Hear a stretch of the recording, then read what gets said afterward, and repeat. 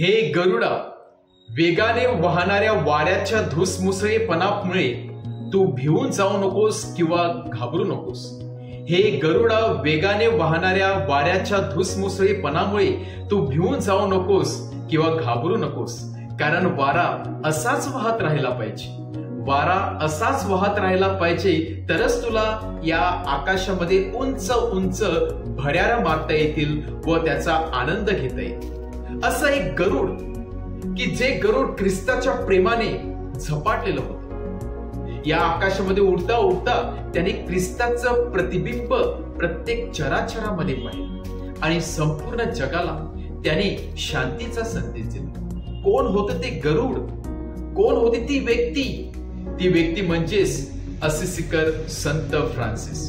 होय माझ्या प्रिय भाविकांनो, आज 4 ऑक्टोबर आज आपण सर्वजण निसर्ग प्रेमी असिसीकर संत फ्रान्सिसचा सण साजरा करत आहे. इटली या देशामध्ये असिसी या गावामध्ये एका श्रीमंत घराण्यामध्ये या संताचा जन्म झालेला होता. परंतु हळूहळू ख्रिस्ताच्या प्रेमाने प्रेरित होऊन त्याने आपलं संपूर्ण आयुष्य ख्रिस्ताच्या प्रेमासाठी व्यतीत केलं. आपलं संपूर्ण जीवन ख्रिस्तासाठी समर्पित केलं.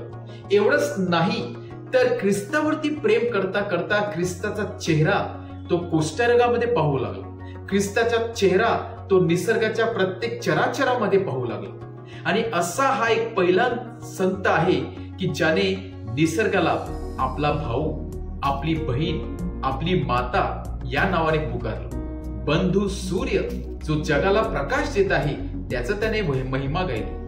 बहीण चंद्र जी रात्री आपला प्रकाश देत आहे त्याला त्यांनी बहीण असं सांगितलं.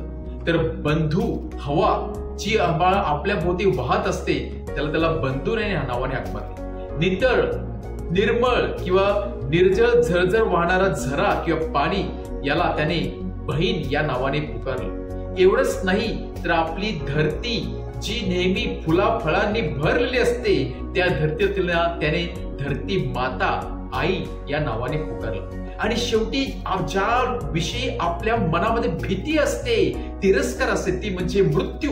त्या मृत्यूसाठी तो एक नवीन शब्द वापरत आहे, ती म्हणजे माझी बहीण. आणि या बहिणीला मी कवटाळण्यासाठी नेहमी तयार असतो. हा एकच संत जो मृत्यूला देखील घाबरून गेला नाही, तर मृत्यूला बहीण मानून तो जणू काही तिला व्यंगेत घेण्यासाठी तयार होता. आणि म्हणूनच या संताला निसर्गरम्य किंवा निसर्गप्रेमी संत या नावाने ओळखलं जातं. संत जॉन पॉल यांनी किती सुंदर प्रमाणे लिहिलेलं आहे पहा की असिसी सारखे किंवा फ्रान्सिस सारखे 10 फ्रान्सिस तर या जगाच्या कानाकोपऱ्यामध्ये जर असले असते तर आज संपूर्ण जगाचा कायापालट झाला असता. तरी सुद्धा आज या एकट्या असिसीकर संत फ्रान्सिसने संपूर्ण जगभर शांतीचा प्रचार केलेला आहे. हे प्रभू, मला तुझ्या शांतीचे मला साधन बनव. जिथे द्वेष आहे तिथे प्रेम पसरवण्यासाठी, जिथे तिरस्कार आहे, जिथे कुभावना आहे तिथे सद्भावना,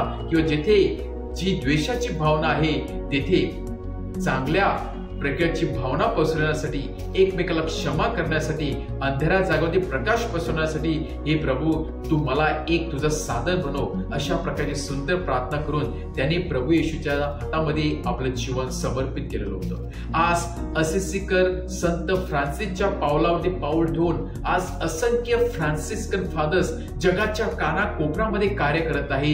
प्रभू येशूची सुवार्ता पसरवित आहेत. एक मिशनरांचं कार्य करत आहे. कारण त्याच्या मागे जी प्रार्थना आहे, ज्याच्या मागे जी सपोर्ट आहे ते म्हणजे या महान संताचं असिसीकर संत फ्रान्सिसचं.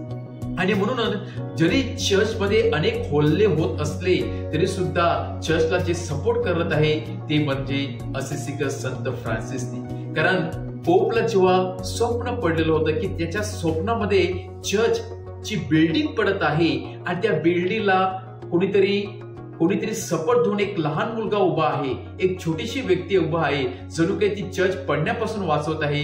ती व्यक्ती म्हणजे असिसीकर संत फ्रान्सिस.